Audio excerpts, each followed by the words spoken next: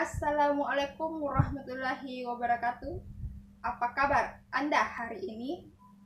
Perkenalkan, saya Melisa Novianti, NPM 2018-01259 dari Fakultas Ekonomi dan Bisnis, Jurusan Manajemen, Universitas Muhammadiyah Mamuju. Pada kali ini, saya akan menjelaskan beberapa materi dengan mata kuliah teori pengambilan keputusan. Adapun materi yang saya akan jelaskan, yang pertama adalah business plan. Apa sih business plan itu? Jadi, business plan atau perencanaan bisnis adalah suatu pernyataan tertulis mengenai perencanaan bisnis sebagai pedoman awal dalam memulai usaha, sehingga usaha tersebut berjalan sesuai dengan harapan. Business plan juga bisa dikatakan sebagai rencana bisnis untuk memprediksi peluang mana yang akan datang dan sebagai alat untuk mencari modal atau investor. Business plan dikatakan baik jika berisi unsur-unsur perencanaan tentang latar belakang bisnis, visi misi, permodalan, strategi pemasaran, analisis persaingan, analisis SWOT, dan lain-lain. Unsur-unsur perencanaan usaha itu sendiri harus mempunyai gambaran aktivitas bisnis yang dijalankan, mulai dari persiapan yang dimiliki, berapa potensi keuntungan yang dapat diraih, sampai tujuan yang ditargetkan. Nah, adapun unsur-unsur yang dimaksud yaitu yang pertama, executive summary. Executive summary merupakan ringkasan singkat bisnis yang berisi visi, misi, dan tujuan serta target bisnis yang dicapai. Yang kedua adalah company background. Company background merupakan latar belakang dari berdirinya usaha yang direncanakan. Yang ketiga, mission statement. Mission statement merupakan ringkasan misi dari perusahaan. Selanjutnya adalah financial planning. Nah, financial planning ini adalah bagian dari business plan. Yang kelima, product description, yaitu rincian mengenai produk yang akan dijual nantinya. Dan yang keenam adalah marketing plan, yaitu perencanaan mengenai strategi pemasaran. Yang ketujuh, yaitu competitor analysis, yaitu hendaknya kita mengetahui bagaimana kondisi pesaing-pesaing usaha yang diprediksi. Yang kedelapan adalah operation. Operation itu adalah pelaksanaan usaha. Yang kesembilan yaitu SWOT analysis, yaitu metode perencanaan bisnis mengenai faktor atau faktor-faktor daya tarik dan juga kelemahan dari usaha tersebut. Nah, yang terakhir adalah timeline, yaitu target yang harus dicapai. Kemudian, tujuan bisnis plan ialah sebagai pedoman perencanaan pelaksanaan memulai suatu bisnis, atau tujuan bisnis plan untuk mensukseskan bisnis yang dijalankan supaya berjalan dengan keinginan bersama. Selanjutnya yaitu manfaat bisnis plan. Manfaat bisnis plan ada 5. Yang pertama, sebagai media atau pedoman rencana bisnis. Kemudian yang kedua, mencari sumber dana atau alat untuk menarik investor. Yang ketiga, sebagai tolak ukur dalam mengambil keputusan. Yang keempat, yaitu menjelaskan tujuan bisnis. Dan yang terakhir adalah sebagai prediksi persaingan usaha di masa depan. Selanjutnya yaitu perencanaan keuangan. Jadi, perencanaan keuangan adalah strategi untuk mencapai tujuan hidup. Manajemen keuangan yang cermat menjadi sangat penting untuk mendukung kehidupan kita saat ini dan di masa mendatang agar menjadi lebih baik. Manfaat dari perencanaan keuangan bisa dirasakan dengan adanya arah dan arti keputusan finansial seseorang. Melalui pengelolaan keuangan, seseorang bisa mengerti bagaimana setiap keputusan keuangan yang dibuat berdampak ke arah lain dari keseluruhan situasi keuangan dirinya. Dalam menyusun perencanaan keuangan, seseorang akan dipengaruhi oleh kondisi yang sedang dialaminya, sehingga dengan demikian perencanaan keuangan akan bersifat spesifik. Nah, adapun cara membuat perencanaan keuangan, yaitu yang pertama dengan mencatat pendapatan bersih setiap bulannya. Dengan mencatat pendapatan, kita bisa menghitung pendapatan bersih yang diterima setiap bulannya. Tentu, pendapatan ini sudah dipotong bayaran tetap seperti pajak, asuransi, dan sebagainya. Penghitungan gaji bersih dilakukan untuk mengetahui seberapa sehat kondisi keuangan kita. Yang kedua, atau cara yang kedua, yaitu terapkan metode 3 pos. Apa sih 3 pos itu?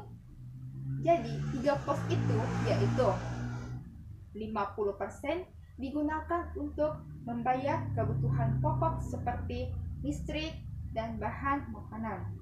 Kemudian 20% untuk tabungan jangka panjang seperti investasi, asuransi, atau menabung.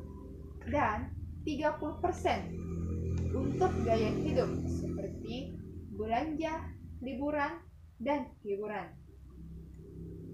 Cara yang ketiga adalah gunakan 2 rekening yang berbeda.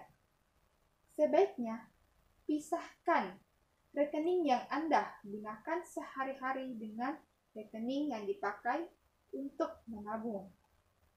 Untuk rekening menabung, usahakan kartu ATM tidak dibawa sehari-hari guna mencegah penarikan mendadak yang dibuat tabungan terpakai. Selanjutnya adalah time schedule. Time schedule atau jadwal pelaksana adalah suatu alat pengendali prestasi pelaksanaan proyek secara menyeluruh agar dalam pelaksanaan atau pengerjaan suatu proyek dapat berjalan dengan lancar dan tertata. Di sini menerangkan kapan waktu selesainya pekerjaan, waktu yang dibutuhkan pekerjaan atau durasi kerja, dan perkiraan waktu selesainya pekerjaan. Secara umum, jadwal ini dituangkan dalam bentuk bar chart dan network planning. Bentuk bar chart sangat sering digunakan dalam penyajian data jadwal pelaksanaan. Diharapkan dengan penggunaan bentuk ini dapat memudahkan saat penyajian dalam bentuk selanjutnya. Jadwal pelaksanaan dapat dibuat dalam bentuk harian, mingguan, bahkan bulanan. Hal tersebut bergantung pada lamanya waktu rencana pelaksanaan dalam suatu pekerjaan. Sebagai contoh, untuk pekerjaan dengan durasi 2 mingguan sampai 1 bulan akan cocok bila dibuat dengan jadwal pelaksanaan harian. Jika pekerjaannya memiliki durasi waktu selama 2 bulan hingga 1 tahun, bisa dibuat dengan jadwal pelaksanaan mingguan. Dan terhadap pekerjaan yang durasinya lebih lama, sangat cocok untuk dibuat dalam jadwal pelaksanaan bulanan. Time schedule biasanya dibuat oleh manajer untuk membuat dan mengatur tugas para bawahannya, serta memberitahukan kepada organisasi bagaimana para pekerja tersebut akan dijalankan. Manfaat time schedule. Jadi, manfaat time schedule yang pertama adalah pedoman waktu dalam pengadaan sumber daya manusia yang dibutuhkan dalam proyek. Kemudian manfaat yang kedua yaitu waktu mendatangkan material ke lokasi pekerjaan yang sesuai dengan spesifikasi pekerjaan. Selanjutnya yaitu sebagai awan acuan dasar tercapainya waktu pelaksanaan yang telah ditentukan. Yang keempat yaitu mengontrol penentuan batas waktu denda akibat terjadinya keterlambatan pekerjaan. Selanjutnya yaitu gambaran untuk memperkirakan nilai investasi yang akan digunakan. Nah, manfaat yang terakhir yaitu sebagai acuan dalam mengamati laju progresi suatu konstruksi untuk meminimalisir kendala apa yang mungkin atau akan terjadi. Adapun tujuan time schedule yang pertama yaitu agar dapat mengetahui kapan dimulainya suatu item pekerjaan, lama pekerjaan, dan rencana selesainya. Selanjutnya yaitu sebagai pedoman untuk mempersiapkan sumber daya manusia sesuai dengan waktunya. Nah, tujuan yang terakhir yaitu sebagai sumber data untuk memantau kecepatan dan keterlambatan progres dari suatu item. Materi selanjutnya, contingency plan atau rencana cadangan. Pada dasarnya, pengertian contingency plan adalah suatu progres dalam menyiapkan perusahaan dalam jangka merespon beberapa peristiwa dan tidak bisa diprediksi. Contingency plan juga bisa dimanfaatkan sebagai pilihan lain jika hasil yang sudah diharapkan ternyata tidak mampu direalisasikan atau biasa disebut dengan plan B.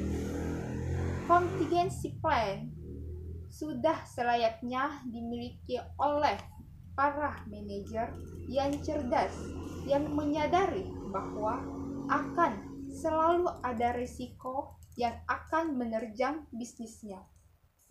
Tanpa adanya contingency plan, maka persentase untuk bisa menyelesaikan suatu proyek akan menurun atau bisa jadi gagal total.